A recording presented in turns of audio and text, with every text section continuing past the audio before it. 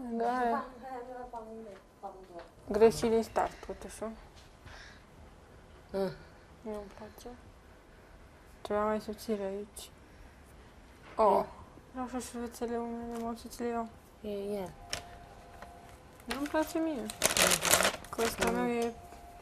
Și iar te faci de... Acum văd că mă stăl pe față.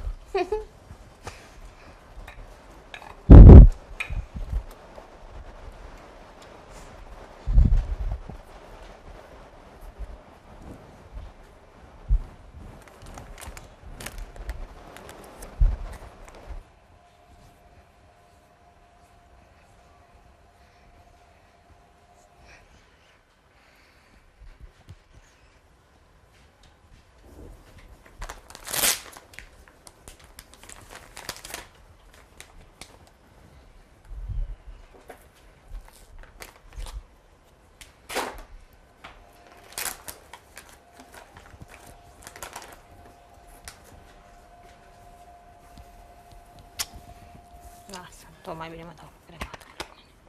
Da, nu ți se pare treaba ta? Se-mi sucă prea repede. Asta? Da. Păi dai cu mai multă. Dacă se sucă, mai dai o dată. Nu e problema asta.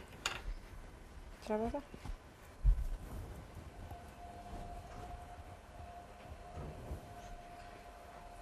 Uite, cam așa vreau eu. De dacă o să fii mai lucioasă, n-are? Păi da, eu de asta îmi zic.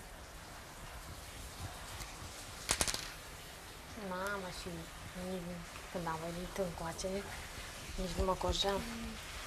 Când era aici rusul? Și e bun? Da. Mediu mai chiar. Ești așa brunetă. Păi nu, că oricum Cât nu ai dau dat pe- cine știe ce. 500 de mii. Oh, La reducere. de asta trebuie că